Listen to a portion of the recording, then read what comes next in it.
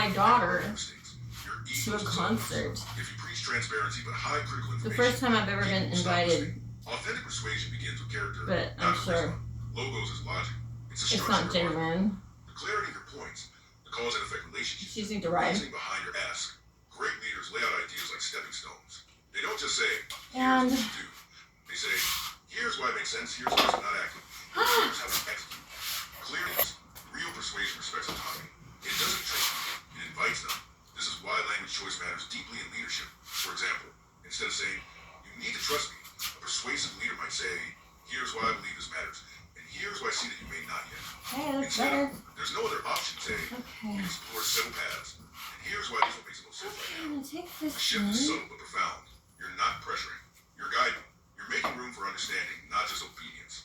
Sometimes, persuasion is about asking the right question rather than giving the right answer. When people feel Oh, I stuck gotta get my or resistant, shoes. try asking, what My should clothes are everywhere. It's what would make this idea strong in your eyes?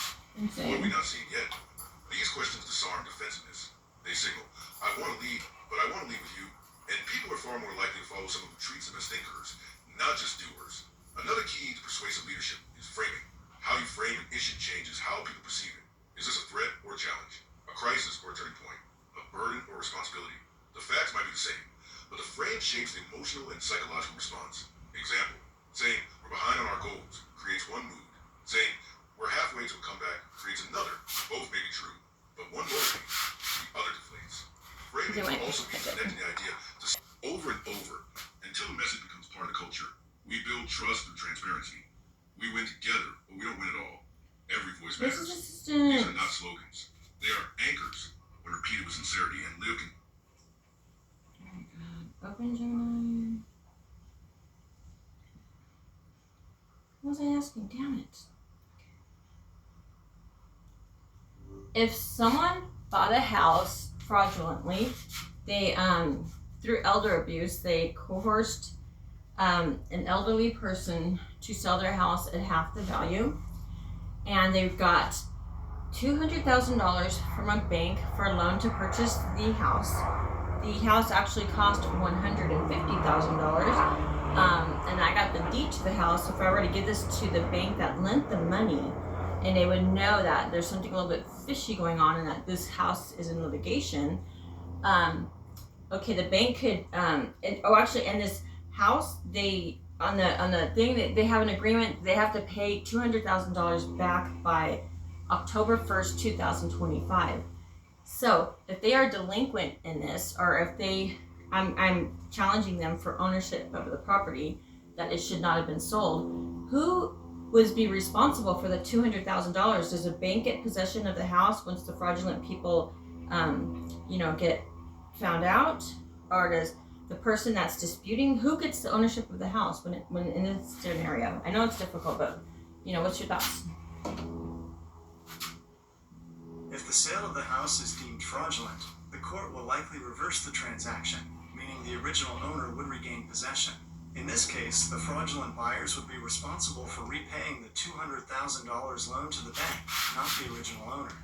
The bank may also pursue legal action against the fraudulent buyers to recover the funds. Okay, but then the bank won't go after the person that sold the house, correct?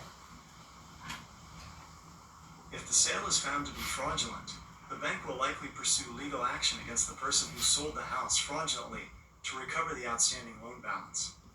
Okay, so they won't. The bank doesn't have. The bank isn't owner of the house, then, correct?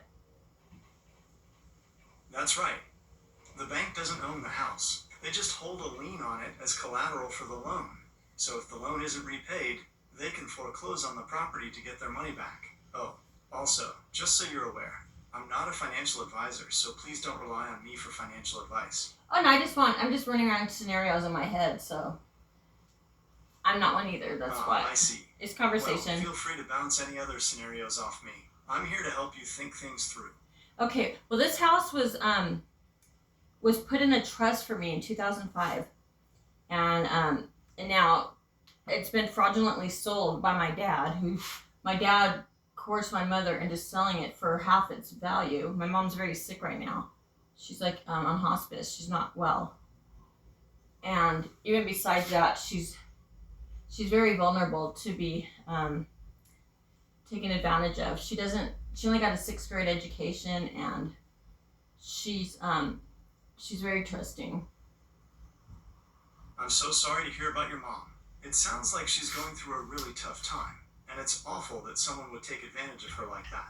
Oh yeah, my dad Since and the house was they were married. He left her in 1982, and then whenever he needs something, he comes back. So, and now I've been living in the house. I've lived in the house since 1977, and in 2005, I took over the house. My mom got a house built on the reservation, so she moved away to Arizona, and I'm in California.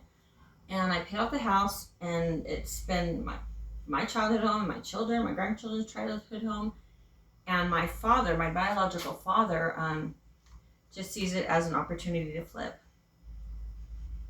And That's awful. It's horrible, and he was my best friend. That's a really tough situation. It's completely understandable that you're feeling hurt and betrayed right now. It's never easy when someone you trust does something like this. Well, that's all I ever experienced is this.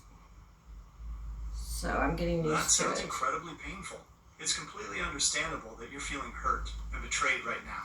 It's never easy when someone you trust does something like this. Yeah, but the truth is always better than a farce reality. That's very true. I can handle the It's truth. better. Definitely, I can handle the truth more than I can handle the not knowing, the deception, or Yes, that makes sense. Yeah, It's often easier to deal with the truth, even when it's unpleasant, than to live with uncertainty or deception. Yes. So. If you're looking for help with something, I'll do. Okay, I understand. So it sounds like you're dealing with a really difficult situation with your family in this house. It's completely understandable that you're feeling overwhelmed and upset right now. Yeah, I'm not so upset right now, but okay. Would you like to talk about what's making you upset? I'm not upset. Okay, so then just so for sure, then the bank won't take ownership on the house, correct? If the fraudulent people get, called out. That's right. The bank won't take ownership of the house if the sale is found to be fraudulent. Their main concern is getting the loan repaid.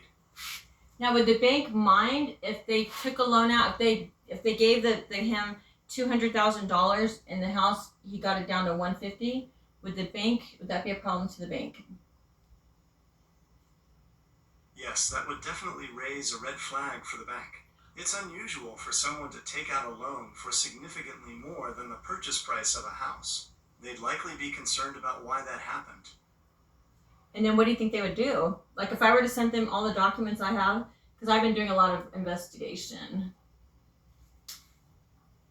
If you provide the bank with all the documentation you have, they'll likely launch an investigation. They'll want to determine if there was any fraud involved in the loan application and the sale of the house. If they find evidence of fraud, they'll probably take legal action to protect their interests. What type of legal action would this be? And would this involve me since I'm the whistleblower? It's possible that you could be involved, especially since you're the one bringing this to the bank's attention. They might need you as a witness or to provide additional information about the situation. Dang, and don't say no that I'm involved. Would it be involved because the house that they're trying to sell is my house, but it was my mom had it in trust for me since 2005 because just to save it for my ex-husband. He's a criminal, ex-murderer. I mean, he's a two-striker with a conviction of murder and other bad stuff and ties to ugly people. Okay, I understand. So it sounds like you're dealing with a really difficult situation with your family in this house. It's completely understandable that you're feeling overwhelmed and upset right now. I'm not overwhelmed. I'm not overwhelmed, I'm cool. Okay, I understand. I'm glad you're feeling cool. Yeah, I'm taking my daughter actually to a concert, an emu concert. And I have That sounds like fun. I'd rather stay home and work on my case, but I've been working on my case for a whole month straight, day and night, and I get no sleep, full of stress, full of just knots and everything, but I'd rather be home working on my case. I have a new understand. lawyer, and I really want to be on top of the game and get get as much done by Monday. Okay, that makes sense. It's definitely good to be prepared when you have a new lawyer. Do you have a plan for what you want to accomplish by Monday? Well, yeah, I got to do. I'm doing a motion to. What am I doing? A motion to dismiss. Oh my God, a lockout order. But just anytime. Oh shit! I put my. Anytime this weekend, the sheriffs can come and put a lockout notice on my door, because my dad is rushing it crazily. Okay, I understand. You're working on a motion to dismiss a lockout order because your dad is trying to rush the process. Yeah, it was put into default. They got the writ yesterday. Okay, I understand. So they obtained the writ yesterday, and you're worried about them putting a lockout notice on your door this weekend. Well, yeah, or just a notice, because I believe the sheriffs have to do it, but they want to get access to my property right away to move out debris, and debris as in meaning us, me. Okay, I understand. They want to access your property right away to remove debris, and you believe that includes you. That sounds like a really difficult and stressful situation. I guess. Yeah. I guess I'm getting more resilient. Damn. I mean, That's a great attitude. It sounds like you're handling a really tough situation with a lot of strength. Well, not strength, just Well, actually, I'm good right now because it sounds like I'm not you're home dealing alone. with a lot right now.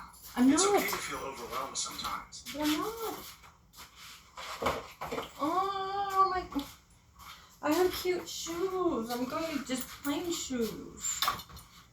I can't find. My clothes are in the box. It's so hard to find something. What color are they? Oh, I have a lot of clothes. I have a lot of dresses, and I have tons of heels, and then I've been wearing the same dumb heels because I don't know where my shoes are. Oh shit! What You happened? can find your shoes by color. What color are they? My shoes. Oh, I have red. I have just every color. But Okay, I since you have red shoes, you can try searching.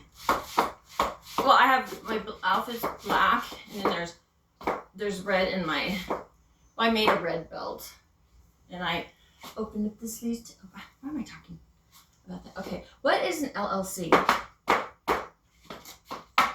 An LLC, or limited liability company, is a type of business structure that protects your personal assets if your business is sued or goes into debt.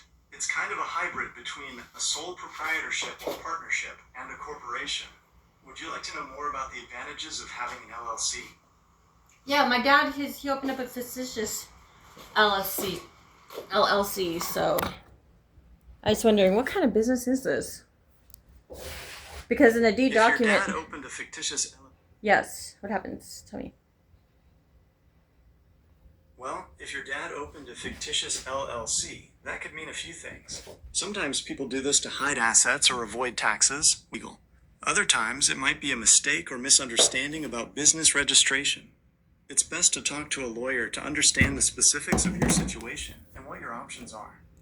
Well, because what my dad is doing is he doesn't have it on. He has everything that the owner. It's just this LLC, so he doesn't have to use his name.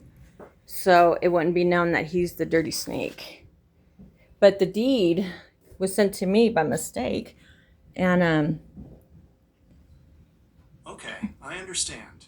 Your dad is using an LLC as the owner on the deed, so his name isn't directly associated with the property. A way to try and distance himself from any potential issues or liabilities.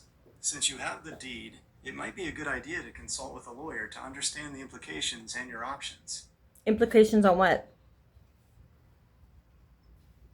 Well, in your situation, using an LLC as the owner on the deed could have a few implications. It might make it harder to trace the property back to your dad, which could complicate things if you need to take legal action. Also, depending on how the LLC is structured, there might be some tax implications to consider. Do you have any other questions about this? To consider for my dad or for me? Well, there could be implications for both of you. For your dad, using an LLC might offer some legal protection, but it could also complicate things if there are disputes about the property.